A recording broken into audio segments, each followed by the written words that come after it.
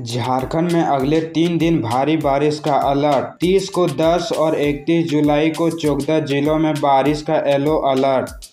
झारखंड के लगभग सभी जिले में मानसून पिछले एक सप्ताह से सक्रिय है। यही वजह है कि हर दिन रुक रुक कर बारिश हो रही है। वहीं दूसरी ओर बंगाल की खाड़ी में लो प्रेशर बन रहा है। इस लो प्रेशर का पूरा असर झारखंड में पड़ने वाला है। मौसम विभाग का कहना है कि अगले 2 दिनों में इस लो प्रेशर का व्यापक असर दिखने वाला है। मौसम विभाग के मुताबिक 30 जुलाई को राज्य के 10 जिले और 31 जुलाई को राज्य के 14 जिलों में भारी बारिश होगी। इसे लेकर येलो अलर्ट जारी किया गया है। संतोष गंगवार झारखंड के नए राज्यपाल, 8 बार के सांसद रह चुके हैं। मोदी वाजपेयी सरकार में केंद्रीय मंत्री भी रहे। सीपी राधाकृष्णन गए महाराष्ट्र।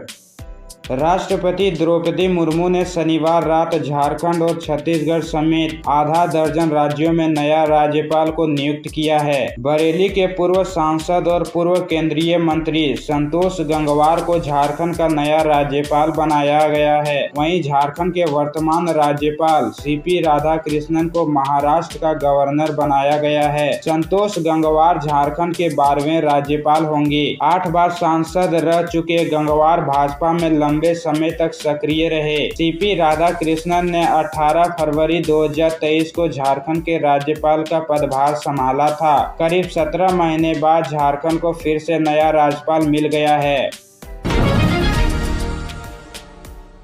मनोहरपुर में माओवादियों ने लगाए पोस्टर। कल से संगठन मना रहे शहीदी सप्ताह, बैनर ने बढ़ाई दहशत।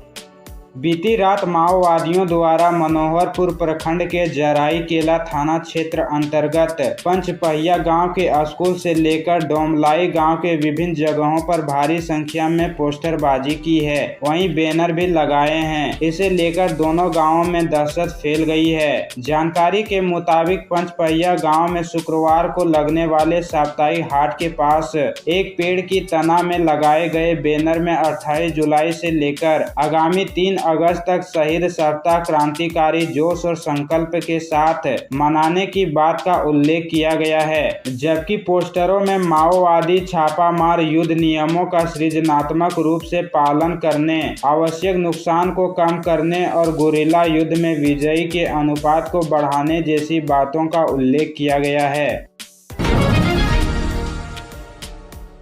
बोकारो शंकर रवानी हत्याकांड, 5 गिरफ्तार। मुख्य शूटर गिरफ्तार से बाहर। पुलिस का दावा जल्द हो जाएगी गिरफ्तारी।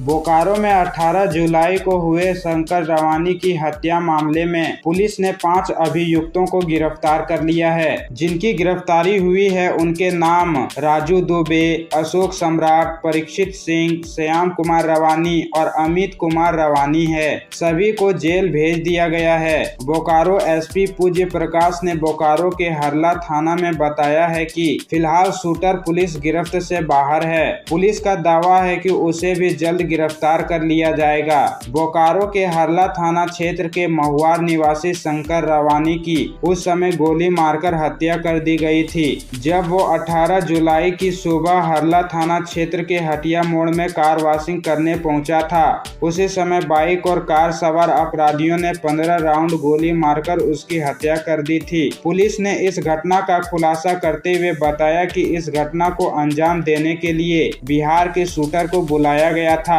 उसकी गिरफ्तारी के लिए अभी बिहार में छापेमारी जारी है। झारखंड का राज्यपाल बनने के बाद संतोष गंगवार ने पीएम मोदी को जताया आभार। बोले, नई जिम्मेदारी पर उतरूंगा खरा।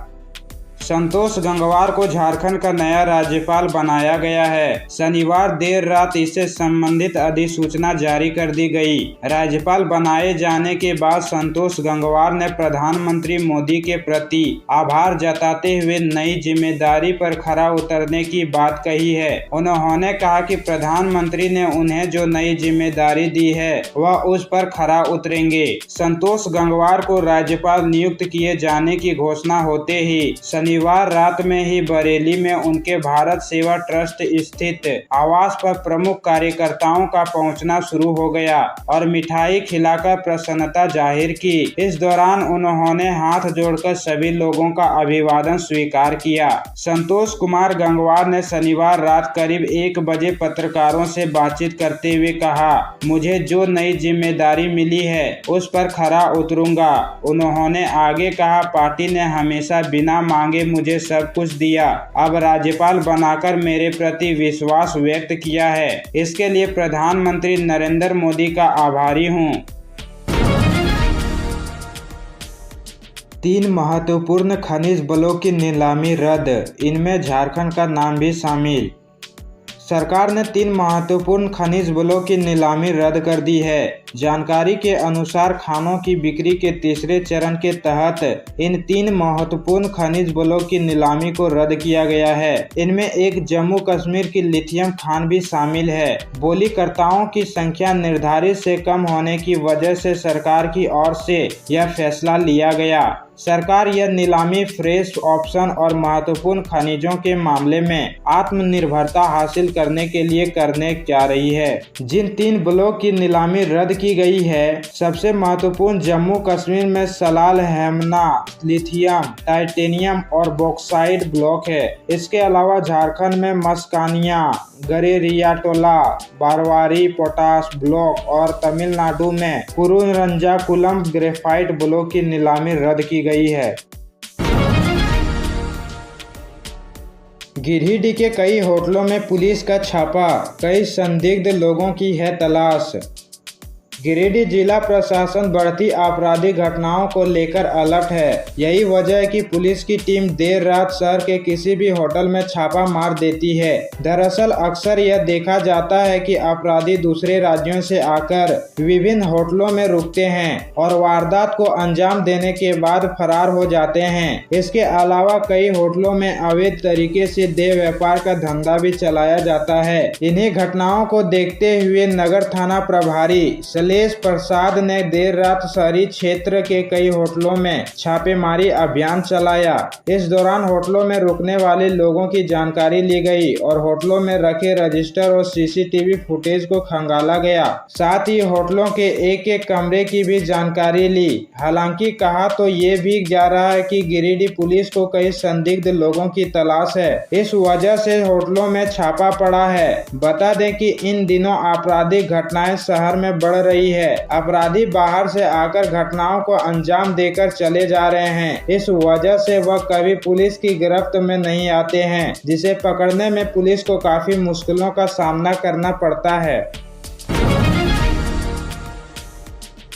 झारखंड के इन इलाकों में आज से भारी वर्षा के आसार, रांची में 27% कम बारिश। राजधानी रांची समेत पूरे राज्य में मानसून सक्रिय हो चुका है। बीते 24 घंटे में कई जगह अच्छी बारिश देखने को मिली है, तो वहीं राजधानी रांची के भी कई इलाकों में हल्की से मध्यम दर्जे की बारिश देखने को मिली। राज्य में मानसून की स्थिति सामान्य है। मौसम विभाग की माने तो बंगाल की खाड़ी में कम दबाव वाला क्षेत्र लो प्रेशर बन रहा है। इस वजह से आज से कई इलाकों में भारी बारिश का अनुमान है। खास करके राज्य के दक्षिणी इलाकों वाले जिले जैसे कि गुमला, रांची, बोकारो, सिमडेगा, खूंटी, सरायकेला, खरसावा, पूर्वी सिंहभूम और पश्चिमी सिंहभूम के कई हिस्सों में सबसे अधिक प्रभाव देखने को मिल सकता है। इस दौरान कई इलाकों में वज्रपात की भी संभावना जताई गई है। हालांकि लगातार हो रही बारिश से कई इलाकों में जल जमाव की स्थिति बन गई है, तो वहीं कई इलाकों के रास्तों बदतर हो चले हैं। बीजेपी झारखंड को बांटने का काम कर रही है, जेएमएम ने लगाया आरोप, पूछे कई तीखे सवाल। संथाल परगना को केंद्र शासित प्रदेश बनाने की गोड्डा के भाजपा सांसद निशिकांत दुबे की मांग का सत्तारूढ़ झारखंड मुक्ति मोर्चा ने प्रतिकार किया है। महासचिव सुप्रियो भट्टाचार्य ने कहा कि मानसून सत्र चल रहा है, विधानसभा में इस पर चर्चा कराई जाए। भाजपा के लोगों को बताना चाहिए कि वे राज्य का विभाजन चाहते हैं अथवा नहीं। उन्हें यह भी बताना चाहिए कि सरना धर्म कोड को लागू करने के पक्ष में है या नहीं। नहीं। असम के सीएम हेमंत बिस्वा शर्मा को स्पष्ट करना चाहिए वे अपना यहाँ रह रहे आदिवासियों को शेड्यूल ट्राइब का दर्जा कब देंगे। निशिकांत दुबे ने संसद में झारखंड को विभाजित करने की बात कही है। भाजपा नेता सिद्धू कान्हू समेत झारखंड के सभी अमर शहीदों का नाम मिटाना चाहते हैं। ये कोल्हान को ओडिशा से मिलाना चाहते हैं, दक्षिण छोटा नागपुर को छत्तीसगढ़ में मिलाने और सिंहभूम धालभूम को बंगाल में मिलाने का इनका लक्ष्य है। ये हजारों लोगों की कुर्बानी और झारखंडी पहचान को समाप्त करना चाहते हैं। आलमगीर आलम के कार्यकाल के टेंडर होंगे रद्द, मैराथन बैठकें कर रहे नए मंत्री, अधिकारियों को दिए निर्देश। जेल में बंद पूर्व ग्रामीण विकास मंत्री आलमगीर आलम के कार्यकाल में हुए टेंडर को रद्द करने की प्रक्रिया आरंभ होगी। उन पर कार्य आवंटन के मद में भारी कमीशन वसूलने का आरोप है। पूर्व मंत्री और उनके करीबी अधिकारियों ने मिलकर इस अनियमितता को अंजाम दिया। परिणाम यह हुआ कि ईडी ने मनी लॉन्ड्रिंग के तहत कार्रवाई की। ग्रामीण विकास विभाग की उच्च स्तरीय बैठक में निर्णय किया गया कि कार्य आवंटन की पूरी प्रक्रिया नए सिरे से आरंभ होगी। आकलन के बाद ही कार्य का आवंटन होगा। विभाग का जोर इस बात पर है कि काम पारदर्शी तरीके से होना चाहिए।